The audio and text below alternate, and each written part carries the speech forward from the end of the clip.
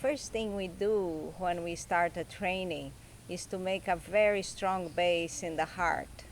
The heart meaning a space of acceptance, a space where you feel safe, that you can open up and you're not going to be judged. So we take it slow. The first day is a slow day. We enter into the heart. We enter into how they feel right now, into the present moment.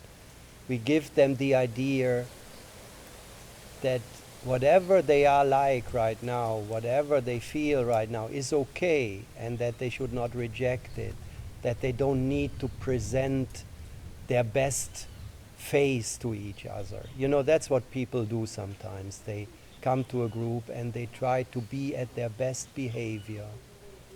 And then after a few days, it gets very exhausting to be at your best behavior. And then slowly, slowly, you start showing what is really going on in you. You reveal also parts that are difficult for you. And as you do that, you get visible. You get visible for yourself, for the other participants, and also for us. This is a hugely important step, because only if you expose, only if you show your true colors, real change can happen. So we take a lot of care to create an atmosphere in which people can let go more and more without being afraid of being judged. Many people have many wounds around sexuality, like places where they've been hiding, they've been holding for themselves, afraid to expose, afraid to be judged, afraid to be labeled. So this is always the first step for us, to build a solid base in what we call the heart. We carry a lot of negative memories in the body, a lot of repression, a lot of confusion in relation to our own energy.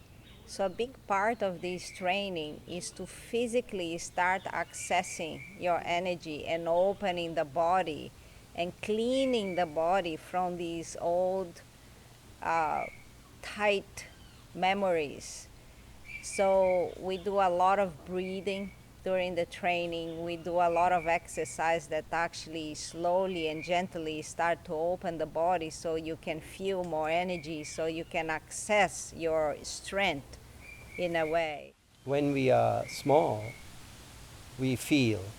We are very connected to our body. Actually, that's the thing we know how to do, to be in our body and to feel. And then things happen to us, some of them difficult, some of them extremely difficult, so difficult that you cannot allow yourself to really feel them. What happens is, in these moments, we disassociate from feeling. And what that means is we leave the body. And when we leave the body, where do we go? We go to the mind. The mind is our safety. So we imagine things were going to be all right. We remember beautiful moments.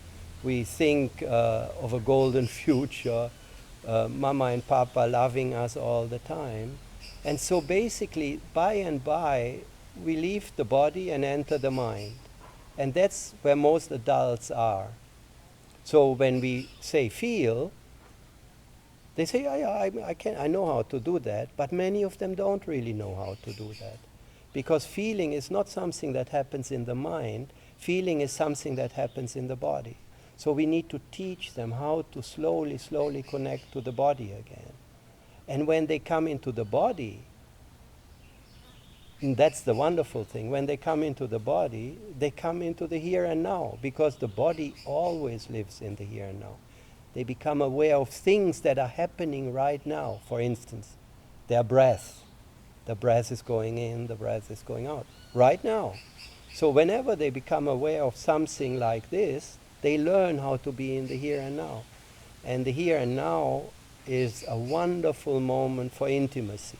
If both partners are in the here and now, they can really meet without all these thoughts in between, all these glasses of trauma and pain that separate them. So that's what we teach. That is a big part of what we teach.